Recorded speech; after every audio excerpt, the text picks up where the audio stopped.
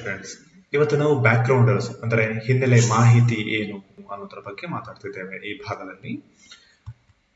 ಒಂದೊಂದು ಹೇಳಿದ್ರೆ ಬ್ಯಾಕ್ಗ್ರೌಂಡರ್ಸ್ ಬಗ್ಗೆ ನಿಮಗೆ ಗೊತ್ತಿಲ್ಲದೆ ಇದ್ರೂ ಕೂಡ ಪ್ರೆಸ್ ರಿಲೀಸ್ ಅನ್ನೋದ್ರ ಬಗ್ಗೆ ಗೊತ್ತಿರ್ತದೆ. ಪತ್ರಿಕಾ ಪ್ರಕಟಣೆ ಅಂತ ಹೇಳಿದ್ರೆ ಅಂದ್ರೆ ನಾವು ಪ್ರೆಸ್ ಮೀಟ್ ಅನ್ನ ಕರೆಯುವಾಗ, ಪತ್ರಿಕಾಗೋಷ್ಠಿಯನ್ನು ಕರೆಯುವಾಗ ಅಲ್ಲಿ ಬಂದ ಪತ್ರಕರ್ತರಿಗೆ ನಾವು ಪ್ರೆಸ್ ರಿಲೀಸ್ ಅನ್ನ ಅಥವಾ ಪ್ರೆಸ್ ಅಡ್ವೈಸರಿಯನ್ನ ನಾವು ಅವರಿಗೆ ಕೊಡ್ತೇವೆ. ಅದರಲ್ಲಿ ನಾವು ಯಾವುದರ ಬಗ್ಗೆ ಮಾತಾಡ್ತಿದ್ದೇವೆ ಅನ್ನೋದರ ಬಗ್ಗೆ ಸಂಕ್ಷಿಪ್ತ ಮಾಹಿತಿ ಇರುತ್ತದೆ. ಏನು ವಿಷಯ, ಏನ್ ನಡೀತಾ ಇದೆ, ಮತ್ತೆ ಸಂಪರ್ಕದ ಮಾಹಿತಿ, ವಿಳಾಸ ಆಗಿರ್ಬೋದು, ಫೋನ್ ನಂಬರ್ಗಳಾಗಿರ್ಬೋದು, ಇಂಥದ್ದೆಲ್ಲ ಈ ಪ್ರೆಸ್ ರಿಲೀಸ್ ನಲ್ಲಿ ಇರ್ತದೆ. ಈಗ ಕೆಲವೊಂದು ವಿಷಯಗಳು ಸುದೀರ್ಘವಾಗಿರ್ತವೆ. ಎಲ್ಲವನ್ನೂ ಕೂಡ ನಾವು ಪ್ರೆಸ್ ರಿಲೀಸ್ ನಲ್ಲಿ ಹಾಕ್ಲಿಕ್ಕಾಗುವುದಿಲ್ಲ. ಅದನ್ನ ತುಂಬಾ ಜಟಿಲವಾಗಿದ್ರೆ ಅರ್ಥ ಮಾಡ್ಕೊಳ್ಳೋದು ಕಷ್ಟ ಆಗ್ತದೆ. ಹಾಗಾಗಿ ಸಂಕ್ಷಿಪ್ತವಾಗಿ ಪ್ರೆಸ್ ರಿಲೀಸ್ ನಲ್ಲಿ ಹಾಕೋದು, ಪೂರಕವಾದ ದಾಖಲೆಗಳನ್ನ ನಾವು ಬೇರೆ ಕೊಡ್ತೇವೆ. ಈಗ ಕೋರ್ಟಿಗೆ ಸಂಬಂಧಪಟ್ಟದ್ದಾಗಿರ್ಬೋದು ಅಥವಾ ಯಾವುದೋ ಒಂದು ಇನ್ಸ್ಟಿಟ್ಯೂಷನ್ಗೆ ಸಂಬಂಧಪಟ್ಟದ್ದಾಗಿರ್ಬೋದು, ಅದಕ್ಕೆ ನಾವು ಪೂರಕವಾದ ಮಾಹಿತಿಯನ್ನು ಕೊಡಬೇಕು ಅಂತಾದ್ರೆ ಅದಕ್ಕೆ ನಾವು ಇನ್ಫಾರ್ಮೇಶನ್ ಡಾಕ್ಯುಮೆಂಟ್ಸ್ ಅಂತ ಹೇಳಿ, ದಾಖಲಾತಿಗಳು ಅಂತ ಹೇಳಿ ಅದನ್ನ ಸೆಪರೇಟ್ ಆಗಿ ನಾವು ಕೊಡ್ತೇವೆ ಪ್ರೆಸ್ ರಿಲೀಸ್ ಜೊತೆಗೆ. ಇದನ್ನ ನಾವು ಬ್ಯಾಕ್ಗ್ರೌಂಡರ್ಸ್ ಅಂತ ಹೇಳ್ತೇವೆ. ಅಂದ್ರೆ ನಾವೇನ್ ಹೇಳಲಿಕ್ಕೆ ಹೊರಟಿದ್ದೇವೆ ಅದಕ್ಕೆ ಪೂರಕವಾದ ಮಾಹಿತಿ. ಇದನ್ನ ಪ್ರೆಸ್ ಮೀಡಿಯಾ ಕಿಟ್ ಅಂತ ನಾವು ಕೊಟ್ಟರೆ ಮೀಡಿಯಾ ಕಿಟ್ ಜೊತೆಗೆ ಕೊಡ್ತೇವೆ, ಅಥವಾ ಪ್ರೆಸ್ ರಿಲೀಸ್ ಜೊತೆಗೆ ಹಾಗೆ ಕೊಡ್ತೇವೆ. ಇದು ಪತ್ರಕರ್ತರಿಗೆ ಬೇಕಾಗ್ತದೆ. ಪತ್ರಕರ್ತರಿಗೆ ಒಂದು ವಿಷಯ, ಅದು ಕೂಡ ಹೆಚ್ಚಾಗಿ ಲೀಗಲ್ ಇಶ್ಯೂ ಆಗಿದ್ರೆ ಅಲ್ಲಿ ಪತ್ರಕರ್ತರು ಪತ್ರಿಕೆಯಲ್ಲಿ ಪ್ರಕಟಣೆ ಮಾಡಬೇಕು ಅಂತಾದ್ರೆ ಅವರಿಗೆ ಒಂದು ಆಧಾರ ಬೇಕಾಗ್ತದೆ. ಇದರ ಆಧಾರದ ಮೇಲೆ ನಾವು ಪತ್ರಿಕೆಯಲ್ಲಿ ಪ್ರಕಟಿಸಿದ್ದೇವೆ ಅಂತ ಏನಾದರೂ ಇಶ್ಯೂ ಆದ್ರೆ ಅವರಿಗೆ ಒಂದು ದಾಖಲಾತಿ ಇದೆ ಅವರ ಹತ್ರ. ಏನು ಹೇಳಿದ್ರೆ ನೀವು ಕೊಟ್ಟಿದ್ದೀರಿ ಡಾಕ್ಯುಮೆಂಟ್ಸ್, ಅದನ್ನ ತೋರಿಸ್ತಾರೆ. ಆಗ ಏನಾಗ್ತದೆ, ನೀವು ಉತ್ತರದಾಯಿಗಳಾಗಿರ್ತೀರಿ, ಪತ್ರಕರ್ತರಾಗಿರುವುದಿಲ್ಲ. ಹಾಗಾಗಿ ಇಂತಹ ದಾಖಲೆಗಳನ್ನ ನಾವು ಬ್ಯಾಕ್ಗ್ರೌಂಡರ್ಸ್ ಅಂತ ನಾವು ಹೇಳ್ತೇವೆ. ಇದು ನಮಗೂ ಆರ್ಗನೈಸೇಷನ್ ಪ್ರೆಸ್ ರಿಲೀಸ್ ಕೊಡುವವರಿಗೂ ಉಪಯುಕ್ತವಾಗಿರ್ತದೆ, ಮತ್ತೆ ಪತ್ರಕರ್ತರಿಗೂ ಕೂಡ ಇದು ಉಪಯೋಗವಾಗ್ತದೆ. ಬ್ಯಾಕ್ಗ್ರೌಂಡರ್ಸ್ ಅಂದ್ರೆ ಏನು ಅಂತ ಹೇಳಿದ್ರೆ ಡಿಟೇಲ್ಡ್ ಇನ್ಫಾರ್ಮೇಶನ್. ಅದು ಅಂದ್ರೆ ಒಂದು ವಿವರಣಾತ್ಮಕವಾದ ಮಾಹಿತಿ ಆಗಿರ್ತದೆ. ಯಾವುದ್ರ ಬಗ್ಗೆ ಅಂತ ಹೇಳಿದ್ರೆ ಒಂದು ಇಶ್ಯೂ ಆಗಿರ್ಬೋದು, ಅಥವಾ ಪರ್ಸನಲ್ ವ್ಯಕ್ತಿಗಳಾಗಿರ್ಬೋದು, ಅಥವಾ ಇವೆಂಟ್, ಒಂದು ಕಾರ್ಯಕ್ರಮ ಆಗಿರ್ಬೋದು. ಯಾರು ಬರೀತಾರೆ ಅಂತ ಹೇಳಿದ್ರೆ ಫ್ರೀಲಾನ್ಸರ್, ಸ್ವತಂತ್ರ ಪತ್ರಕರ್ತರಾಗಿರ್ಬೋದು, ಅಥವಾ PR ರೈಟರ್ಸ್ ಅಂತ ನಾವು ಹೇಳ್ತೇವೆ, ಪಬ್ಲಿಕ್ ರಿಲೇಷನ್ ರೈಟರ್ಸ್ ಅಂತ ನಾವು ಹೇಳ್ತೇವಲ್ಲ, ಅವರು ಇದರ ಬಗ್ಗೆ ಒಂದು ಸ್ಕಿಲ್ ಅನ್ನ ಹೊಂದಿರ್ತಾರೆ, ಪರಿಣತಿಯನ್ನ ಹೊಂದಿರ್ತಾರೆ. ಹೆಚ್ಚಾಗಿ ಈ ಜವಾಬ್ದಾರಿಯನ್ನ ಒಂದು ಕಂಪನಿಯ ಅಥವಾ ಸಂಸ್ಥೆಯ PR ರೈಟರ್ಸ್ ಅಥವಾ ಪಬ್ಲಿಕ್ ರಿಲೇಷನ್ ಆಫೀಸರ್ಸ್ ಅಂತ ನಾವೇ ಹೇಳ್ತೇವೆ, ಅವರು ಈ ಹೊಣೆಯನ್ನ ನಿಭಾಯಿಸ್ತಾರೆ. ಈ ಬ್ಯಾಕ್ಗ್ರೌಂಡರ್ಸ್ ನ ನೆಪದಲ್ಲಿ ನಾವು ಯಾವುದೇ ಕಾಂಪ್ರಮೈಸ್ ಮಾಡ್ಕೊಳ್ಳೋ ಹಾಗಿಲ್ಲ. ಅಂದ್ರೆ ರೀಡಬಿಲಿಟಿ, ಓದುವ ಹಾಗೆ ಇರಬೇಕು, ಸುಲಭವಾಗಿ ಆಗುವ ಹಾಗೆ ಇರಬೇಕು. ಅದು ಕೋರ್ಟ್ ದಾಖಲೆಗಳಾಗಿರ್ಬೋದು ಅಥವಾ ಸರ್ಕಾರಿ ದಾಖಲೆಗಳಾಗಿರ್ಬೋದು, ತುಂಬಾ ಕಠಿಣವಾಗಿರ್ತವೆ. ಆದ್ರೆ ನಾವು ಕಠಿಣವಾಗಿರ್ತವೆ ಅಂತ ಹೇಳಿ ಪತ್ರಕರ್ತರು ಬೇಕಾದ್ರೆ ಅರ್ಥ ಮಾಡ್ಕೊಳ್ಳಿ ಅನ್ನೋ ರೀತಿಯಲ್ಲಿ ಕೊಡ್ಲಿಕ್ಕೆ ಸಾಧ್ಯ ಇಲ್ಲ. ಪತ್ರಕರ್ತರು ಯಾವಾಗ್ಲೂ ಅವಸರದ ಸಾಹಿತಿಗಳು, ಅವರಿಗೆ ಸಮಯ ಕಡಿಮೆ ಇರ್ತದೆ. ಹಾಗಾಗಿ ಅವರಿಗೆ ಪೂರಕ ದಾಖಲೆಗಳನ್ನ ಕೊಡುವಾಗ ನಾವು ತುಂಬಾ ಯೋಚನೆ ಮಾಡಿ ಕೊಡಬೇಕು, ಯಾವ ರೀತಿಯಲ್ಲಿ ಸುಲಭವಾಗಿ ಅರ್ಥವಾಗುವ ಹಾಗೆ ಕೊಡಬೇಕು ಅಂತ ಹೇಳಿ. ಹಾಗಾಗಿ ಒಂದು ವೇಳೆ ಸಾಧ್ಯವಾದಷ್ಟು ಸಂಕ್ಷಿಪ್ತವಾಗಿ, ಸುಲಭವಾಗಿ ಅರ್ಥವಾಗುವ ಹಾಗೆ ಕೊಡಬೇಕು. ಅಥವಾ ನಾವು ಅದನ್ನೇ ದಾಖಲೆಗಳನ್ನ ಹಾಗೆ ಕೊಡಬೇಕಾಗ್ತದೆ ಅಂತಾದಾಗ ಅದನ್ನ ಸುಲಭವಾಗಿ ಅಲ್ಲಿ ವಿಷಯಗಳು ಎಲ್ಲಿದ್ದಾವೆ ಅನ್ನೋದನ್ನ ಹೈಲೈಟ್ ಮಾಡಿ ಆದ್ರೂ ಕೊಡಬೇಕಾಗ್ತದೆ. ಸ್ಟ್ಯಾಂಡರ್ಡ್ ಫಾರ್ಮ್ಯಾಟ್ ಅನ್ನ ನಾವು ಫಾಲೋ ಮಾಡಬೇಕು. ಯಾವುದು ಪ್ರೆಸ್ ರಿಲೀಸ್ ನಲ್ಲಿ ಕೂಡ ಅಷ್ಟೇ, ಎಲ್ಲಾ ಮಾಹಿತಿಗಳನ್ನ ಅದರಲ್ಲೇ ಸೇರಿಸಿ ನಾವು ಅದನ್ನ ತುಂಬಾ ಹೆವಿ ಮಾಡ್ಲಿಕ್ಕೆ ಹೋಗ್ಬಾರ್ದು. ಬ್ಯಾಕ್ಗ್ರೌಂಡರ್ಸ್ಗೆ ಚಿಕ್ಕದಾದ ಒಂದು ಇಂಟ್ರೊಡಕ್ಷನ್ ಇರ್ತದೆ. ಅಂದ್ರೆ ಯಾವುದರ ಬಗ್ಗೆ ನಾವು ಹೇಳಲಿಕ್ಕೆ ಹೊರಟಿದ್ದೇವೆ, ಯಾವುದರ ಬಗ್ಗೆ ಮಾಹಿತಿ ನೀಡ್ತಿದ್ದೇವೆ ಅನ್ನೋದನ್ನ ನಾವು ಆ ಚಿಕ್ಕದಾದ ಇಂಟ್ರೊಡಕ್ಷನ್ ಅಲ್ಲಿ ನಾವು ಹೇಳ್ತೇವೆ. Subtitles are based on additional information. ಈಗ ನಾವು ಮಾಹಿತಿ, ಅದರಲ್ಲಿ ಪೂರಕ ಮಾಹಿತಿ ಏನಿರ್ತದೆ ಅದರ ಆಧಾರದ ಮೇಲೆ ಸಬ್ ಟೈಟಲ್ಸ್ ಅನ್ನ ಕೊಡ್ತೇವೆ. ಸಬ್ ಟೈಟಲ್ಸ್ ಅಂದ್ರೆ ಹೆಚ್ಚಾಗಿ ಈಗ ಒಂದು ಕಾರ್ಯಕ್ರಮದ ಬಗ್ಗೆ, ಈ ಕಾರ್ಯಕ್ರಮ ನಡೀತಿದೆ ಅಂತ ಹೆಡ್ಲೈನ್ ಇದ್ರೆ ಆ ಕಾರ್ಯಕ್ರಮದಲ್ಲಿ ಯಾರು ಅಧ್ಯಕ್ಷೀಯ ಭಾಷಣ ಮಾಡಿದವರು ಏನ್ ಮಾತಾಡಿದ್ದಾರೆ ಅಂತ ಸಬ್ ಟೈಟಲ್ ಅನ್ನ ಕೊಡ್ತೇವೆ. ಇಲ್ಲೂ ಕೂಡ ಹಾಗೆ ಸಬ್ ಟೈಟಲ್ಸ್ ಅನ್ನೋದು ಯಾವ ಇನ್ಫಾರ್ಮೇಶನ್ ನಾವು ಕೊಡ್ತೇವೆ ಅದರ ಮೇಲೆ ಆಧಾರಿತವಾಗಿರುತ್ತದೆ. ಬ್ಯಾಕ್ಗ್ರೌಂಡರ್ಸ್ ಅನ್ನ ಕೊಡುವಾಗ ತುಂಬಾ ಜಾಗ್ರತೆ ವಹಿಸಬೇಕು. ಯಾಕೆಂತ ಹೇಳಿದ್ರೆ ಅದು ದಾಖಲಾತಿ ಆಗ್ತದೆ, ನಮಗೂ ಕೂಡ ಒಂದು ದಾಖಲಾತಿ ಆಗ್ತದೆ. ಮಾಹಿತಿಯನ್ನ ಕೊಡ್ತಾ ಇದ್ದೇವೆ, ಪೂರಕ ಮಾಹಿತಿಯನ್ನ ಕೊಡ್ತಾ ಇದ್ದಾವೆ, ಮತ್ತೆ ಪತ್ರಕರ್ತರು ಕೂಡ ಅದನ್ನ ದಾಖಲಾತಿಯಾಗಿ ಬಳಸ್ಕೊಳ್ಬಹುದು. ಯಾವುದೇ ಇಶ್ಯೂ ಭವಿಷ್ಯದಲ್ಲಿ ಬಂದರೂ ಕೂಡ ಅವರಿಗೆ ಒಂದು ಆಧಾರ ಆಗಿರ್ತದೆ ನೀವು ಕೊಟ್ಟಿರುವಂತದ್ದು. ಹಾಗಾಗಿ ಇದನ್ನ ಕೊಡುವಾಗ ನಾವು ಎಚ್ಚರ ವಹಿಸಬೇಕು. ಯಾರು ಕೊಡ್ತೇವೆ ನಾವು ಅದನ್ನ ಸರಿಯಾಗಿ ಓದ್ಬೇಕು ಅಥವಾ ಸಂಶೋಧನೆ ಮಾಡಬೇಕು, ಸರಿಯಾ ತಪ್ಪ ಅಂತ ಹೇಳಿ. ಮತ್ತೆ ಕ್ಲೈಂಟ್ ಅನ್ನ ಕೇಳಿ ನೋಡಬೇಕು. ಮತ್ತೆ ಅದರ್ ಮೆಂಬರ್ಸ್ ಯಾರ್ದು ಆರ್ಗನೈಸೇಷನ್ ಇದ್ದು, ನಾವೀಗ ಕಾಲೇಜ್ ಅಂತಾದ್ರೆ ಅಥವಾ ಒಂದು ಸಂಸ್ಥೆ ಕಂಪನಿ ಅಂತಾದ್ರೆ ಅಲ್ಲ ಅದಕ್ಕೆ ಸಂಬಂಧಪಟ್ಟ ಯಾರಿದ್ದಾರೆ, ಆನ್ಸರೇಬಲ್ ಯಾರಿರ್ತಾರೆ ಅವರ ಗಮನಕ್ಕೆ ಕೂಡ ತರಬೇಕು. ನಂತರ ನಾವು ಈ ಬ್ಯಾಕ್ ಗ್ರೌಂಡರ್ಸ್ ಅನ್ನ ತಯಾರಿ ಮಾಡಿ ಅದನ್ನ ಪತ್ರಕರ್ತರಿಗೆ ಕೊಡಬೇಕಾಗ್ತದೆ. ಇದನ್ನ ತುಂಬಾ ಉದ್ದ ಇರಬೇಕು ಅಂತ ಇಲ್ಲ, ಅದನ್ನ ಅಂತ ಸಂದರ್ಭ ಬಂದ್ರೆ ಸಾಧ್ಯವಾದ್ರೆ ಇದನ್ನ ಎಡಿಟ್ ಮಾಡ್ಲಿಕ್ಕೆ ನಾವು ಪ್ರಯತ್ನವನ್ನ ಪಡಬೇಕು. ಒಂದೊಂದು ಸಲ ಯಾವುದರ ಬಗ್ಗೆ ಇರ್ತದೆ ಅಂತ ಹೇಳಿದ್ರೆ ಹಿಸ್ಟ್ರಿ ಆಫ್ ಇವೆಂಟ್ಸ್ ಆಗಿರ್ಬೋದು, ಮೆಂಬರ್ಸ್ ಆಫ್ ಆರ್ಗನೈಸೇಷನ್ ಆಗಿರ್ಬೋದು, ಜಿಯೋಗ್ರಫಿಕಲ್ ಅಪ್ಲಿಕೇಬಿಲಿಟಿ ಇರ್ಬೋದು. ಫಾರ್ ಎಕ್ಸಾಂಪಲ್, ನಮ್ಮ ಸಂಸ್ಥೆ 150 ವರ್ಷವನ್ನ ಆಚರಿಸಿದೆ ಅಂತಂದ್ರೆ ನಮ್ಮದಲ್ಲಿ ಒಂದು ಕಾರ್ಯಕ್ರಮ ನಡೀತಾ ಇರ್ತದೆ. ಆ ಕಾರ್ಯಕ್ರಮ ಆದಾಗ ಸಹಜವಾಗಿ ಎಲ್ಲರಿಗೂ ಆಸಕ್ತಿ ಇರ್ತದೆ ಏನಂತ ಹೇಳಿದ್ರೆ ಇಷ್ಟು ವರ್ಷದ ಸಂಸ್ಥೆ ಇದಾದ್ರೆ ಏನೆಲ್ಲ ಇದೆ, ಹಿಸ್ಟ್ರಿ ಏನಿರ್ಬೋದು ಅಂತ ಹೇಳಿ. ಹಾಗಾಗಿ ನಾವು ಆ ಕಾರ್ಯಕ್ರಮದ ಬಗ್ಗೆ ಸಂಕ್ಷಿಪ್ತ ಮಾಹಿತಿ ಕೊಡೋದ್ರ ಜೊತೆಗೆ ಚಿಕ್ಕದಾಗಿ ನಮ್ಮ ಸಂಸ್ಥೆಯ ಇತಿಹಾಸದ ಬಗ್ಗೆ ಕೂಡ ಹೇಳ್ತೇವೆ. ಇಷ್ಟರವರೆಗೆ ನಡೆದು ಬಂದ ದಾರಿ, ಅದರಲ್ಲಿ ಏನೆಲ್ಲ ಯಾರೆಲ್ಲ ಸಾಧನೆ ಮಾಡಿದ್ರು, ನಮ್ಮ ಸಂಸ್ಥೆಯ ವಿಶೇಷತೆ ಏನು, ಇದನ್ನೆಲ್ಲ ನಾವು ಚಿಕ್ಕದಾಗಿ ಕೊಡ್ಲಿಕ್ಕೆ ನೋಡ್ತೇವೆ. ಕೆಲವೊಂದು ಜಿಯೋಗ್ರಫಿಕಲ್ ಅಪ್ಲಿಕಬಿಲಿಟಿ, ನಮ್ಮ ಸಂಸ್ಥೆ ಇರುವ ಜಾಗ ಅದು ಕೂಡ ತುಂಬಾ ಮಹತ್ವದ್ದಾಗಿರ್ಬಹುದು. ಹಾಗಾಗಿ ಅಂತ ವಿವರಣೆಗಳನ್ನ ನಾವು ಈ ಬ್ಯಾಕ್ ಗ್ರೌಂಡರ್ಸ್ ಮುಖಾಂತರ ಕೊಡ್ಲಿಕ್ಕೆ ಸಾಧ್ಯ ಇದೆ. ಆದ್ರೆ ಎಲ್ಲವನ್ನೂ ಕೂಡ ಆದಷ್ಟು ಸರಳವಾಗಿ ಚಿಕ್ಕದಾಗಿ ಕೊಡ್ಲಿಕ್ಕೆ ನಾವು ಪ್ರಯತ್ನವನ್ನ ಪಡಬೇಕಾಗ್ತದೆ. ಟೆಕ್ನಿಕಲ್ ರೈಟಿಂಗ್, ತಾಂತ್ರಿಕ ಬರವಣಿಗೆ ಅಂತ ಹೇಳ್ತೇವೆ. ಟೆಕ್ನಿಕಲ್ ರೈಟಿಂಗ್ ಅನ್ನುವಂಥದ್ದು ಸಂಪೂರ್ಣ ವಿಭಿನ್ನ, back ಗ್ರೌಂಡರ್ಸ್ಗೆ ಸಂಬಂಧಪಟ್ಟದ್ದಲ್ಲ. Technical writing is a practice of documenting process such as software manuals or instructional materials, etc. ಏನು ಅಂತ ಹೇಳಿದ್ರೆ ಇದು ತಾಂತ್ರಿಕ ಬರವಣಿಗೆ. ಸುಲಭವಾಗಿ ಅರ್ಥ ಮಾಡ್ಕೊಳ್ಬೇಕು ಅಂದ್ರೆ ನಾವು ಒಂದು ಫ್ರಿಡ್ಜ್ ಅಥವಾ ವಾಷಿಂಗ್ ಮಿಷಿನ್ ಏನೋ ಖರೀದಿಸ್ತೇವೆ, ಅದರ ಜೊತೆಗೆ ಒಂದು ಚಿಕ್ಕ ಪುಸ್ತಕ ಸಿಗ್ತದೆ. ಆ ಪುಸ್ತಕದಲ್ಲಿ ನಾವು ಅದನ್ನ ಯಾವ ರೀತಿ ಬಳಸಬೇಕು, ಯಾವ ಸ್ವಿಚ್ಗಳು ಯಾವುದಕ್ಕೆ ಬಳಕೆ ಆಗ್ತವೆ, ಒಂದು ವೇಳೆ ಹಾಳಾದ್ರೆ ಏನ್ ಮಾಡ್ಬೇಕು, ಅಥವಾ ಅದನ್ನ ಕ್ಲೀನಿಂಗ್ ಹೇಗೆ ಮಾಡೋದು, ಈ ರೀತಿ ಎಲ್ಲ ಇನ್ಸ್ಟ್ರಕ್ಷನ್ ಅನ್ನ ಒಂದು ರೇಖಾಚಿತ್ರಗಳ ಮೂಲಕ ಕೊಟ್ಟಿರ್ತಾರೆ. ಇದನ್ನೇ ನಾವು ಟೆಕ್ನಿಕಲ್ ರೈಟಿಂಗ್ ಅಂತ ಹೇಳೋದು. ಅಥವಾ ಒಂದು ಹೊಸ ಸಾಫ್ಟ್ವೇರ್ ಅನ್ನ ನೀವು ಡೌನ್ಲೋಡ್ ಮಾಡ್ಕೊಳ್ತೀರಿ, ಅದನ್ನ ಬಳಕೆ ಮಾಡ್ಲಿಕ್ಕೆ ನಿಮಗೆ ಗೊತ್ತೇ ಇಲ್ಲ, ಆಗ ಆ ಸಾಫ್ಟ್ವೇರ್ ಗಳಲ್ಲಿ ಇದು ಇನ್ಸ್ಟ್ರಕ್ಷನ್ಸ್ ಇರ್ತದೆ, ಯಾವ ರೀತಿ ಬಳಕೆ ಮಾಡಬೇಕು ಅಂತ ಹೇಳಿ, ಮತ್ತೆ ಯಾವುದಕ್ಕೆ ಅದು ಹೊಂದ್ತದೆ, ಏನೆಲ್ಲ ಕೆಲಸ ಮಾಡಬಹುದು ಬಳಸ್ಕೊಂಡು, ಇದೆಲ್ಲವನ್ನ ಕೊಟ್ಟಿರ್ತಾರೆ. ಅದನ್ನ ಬಳಕೆ ಮಾಡುವವರಿಗೆ ಅದನ್ನ ಸುಲಭವಾಗಿ ಅರ್ಥ ಮಾಡ್ಕೊಳ್ಳಿಕ್ಕೆ ಸಾಧ್ಯ ಆಗ್ತದೆ, ಕಲೀಲಿಕ್ಕೆ ಸಾಧ್ಯ ಆಗ್ತದೆ. ಇಂಥದ್ದನ್ನ ನಾವು ಟೆಕ್ನಿಕಲ್ ರೈಟಿಂಗ್ ಅಂತ ಹೇಳ್ತೇವೆ ನಾವು. Documentation of complex technical process, ತುಂಬಾ ಕಠಿಣವಾದ ತಾಂತ್ರಿಕ ಪ್ರಕ್ರಿಯೆಗಳನ್ನ ಕೂಡ ನಾವು ಟೆಕ್ನಿಕಲ್ ರೈಟಿಂಗ್ ಮುಖಾಂತರ ನಾವು ದಾಖಲಿಸ್ತೇವೆ ಅಥವಾ ವಿವರಿಸ್ತೇವೆ.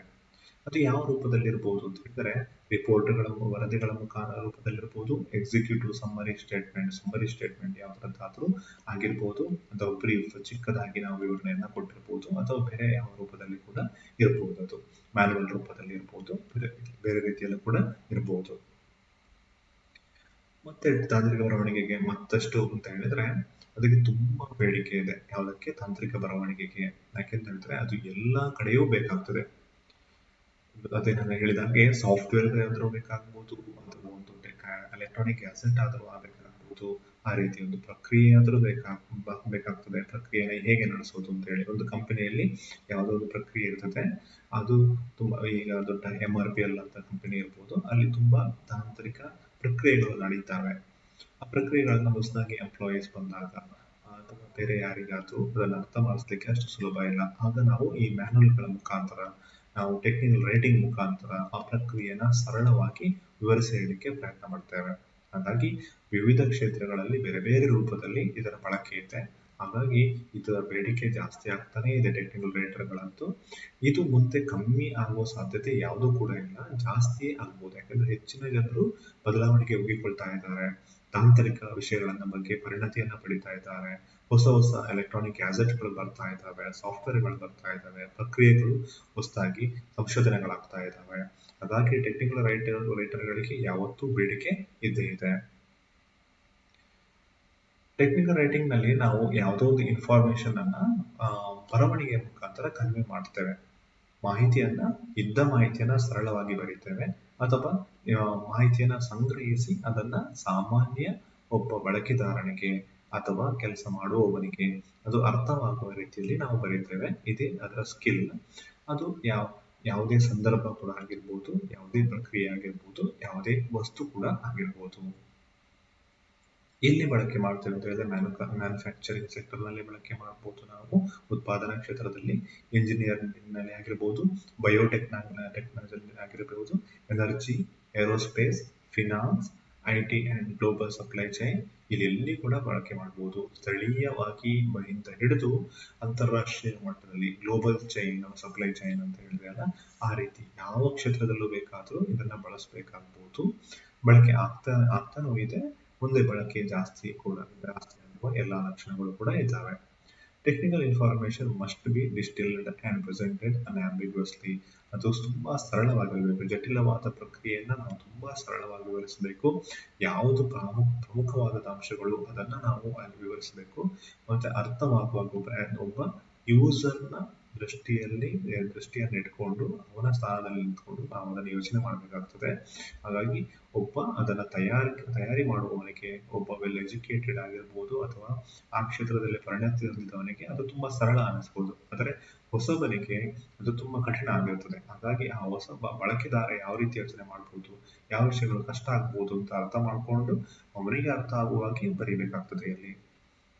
ಅದು ಟೆಕ್ನಿಕಲ್ ರಿಪೋರ್ಟ್ಗಳ ಮುಖಾಂತರ ಇರ್ಬೋದು, ಇಮೇಲ್ನ ಮುಖಾಂತರ ಇರ್ಬೋದು, ಪಾಲಿಸಿ ಆಗಿರ್ಬೋದು, ಬ್ರೀಫ್ ಆಗಿರ್ಬೋದು, ಯೂಸರ್ ಮ್ಯಾನ್ಯುವಲ್ ಅಂತ ಇರ್ಬೋದು, ಚಿಕ್ಕ ಪುಸ್ತಕ ಇರ್ತದಲ್ಲ ಯಾವ ರೀತಿ ಬಳಕೆ ಮಾಡೋದು ಅದು ಆಗಿರ್ಬೋದು, ಯೂಸರ್ ಇಂಟರ್ಫೇಸ್ ಟೆಕ್ಸ್ಟ್ ಆಗಿರ್ಬೋದು, ಬಳಕೆದಾರನ ಜೊತೆ ಸಂವಾದ ಮಾಡಲಿಕ್ಕೆ ಆ ಟೆಕ್ಸ್ಟ್ನ ಮುಖಾಂತರ ಆಗಿರ್ಬೋದು, ಪ್ರೆಸ್ ರಿಲೀಸ್ನ ಮುಖಾಂತರ ಆಗಿರ್ಬೋದು, ಹೀಗೆ ಬೇರೆ ಬೇರೆ ರೂಪದಲ್ಲಿ ನಾವು ಬರೆದ ಟೆಕ್ನಿಕಲ್ ರೈಟಿಂಗ್ ಅನ್ನ ಬಳಸಲಾಗ್ತದೆ.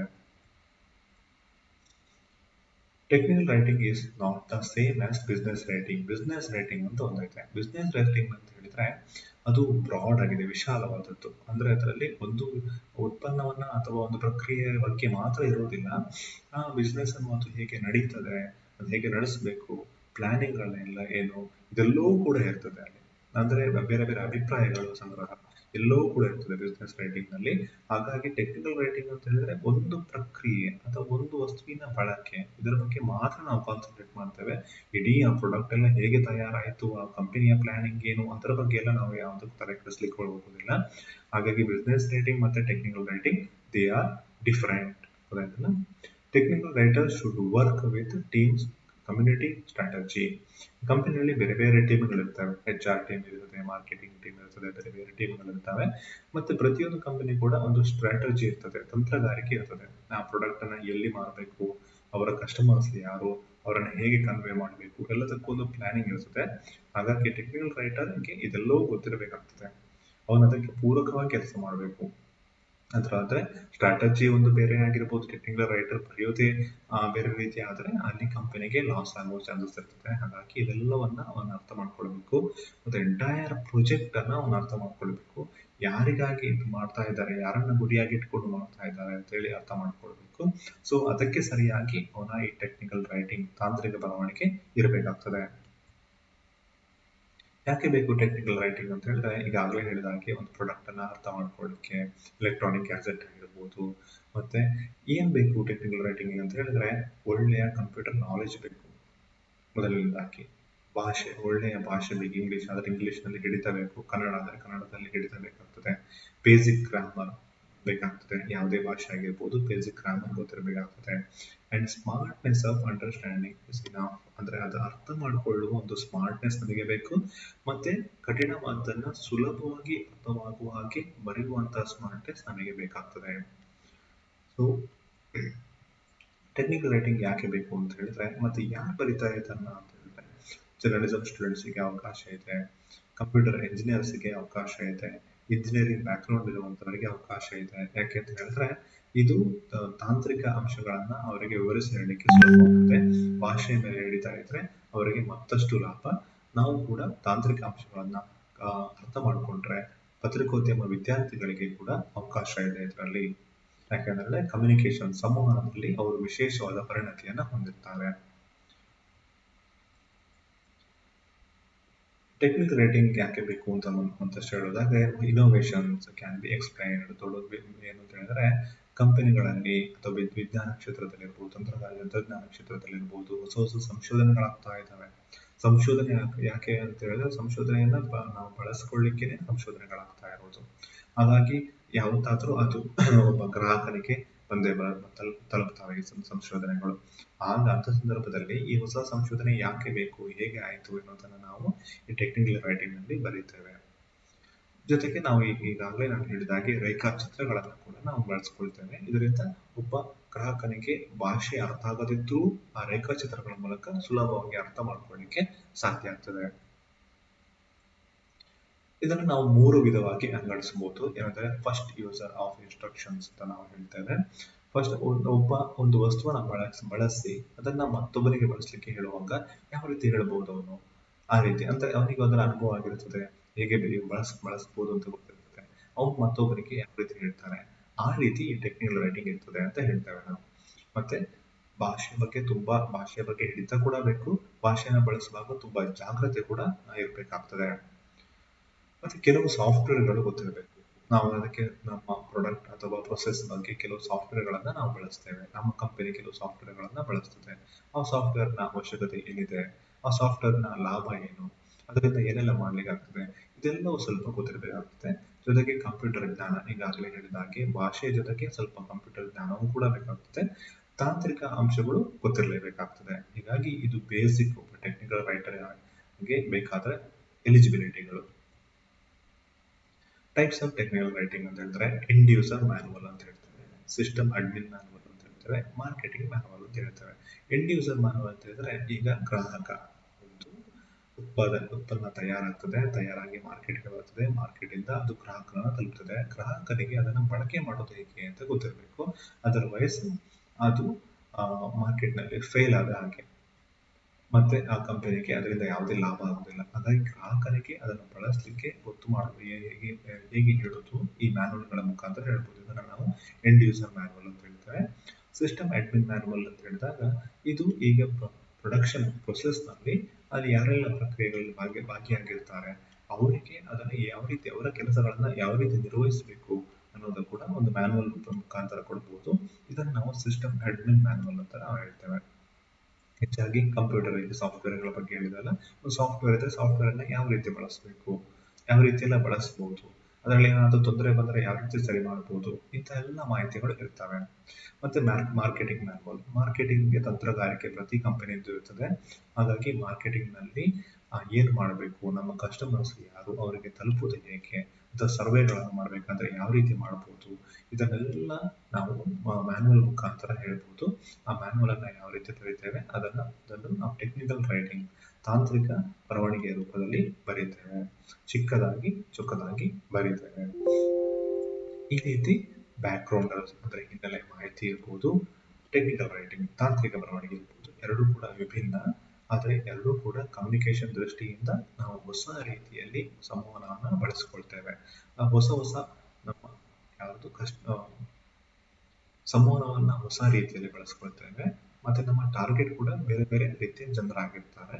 ಹಾಗಾಗಿ ಈ ಭಾಗದಲ್ಲಿ ನಾವು ಬ್ಯಾಕ್ ಗ್ರೌಂಡರ್ಸ್ ಮತ್ತೆ ಟೆಕ್ನಿಕಲ್ ರೈಟಿಂಗ್ ಅನ್ನು ಕಲಿತಿದ್ದೇವೆ. ಮುಂದಿನ ಭಾಗದಲ್ಲಿ ಮತ್ತೊಂದು ವಿಷಯವನ್ನು ಕಲಿತುಕೊಳ್ಳೋಣ.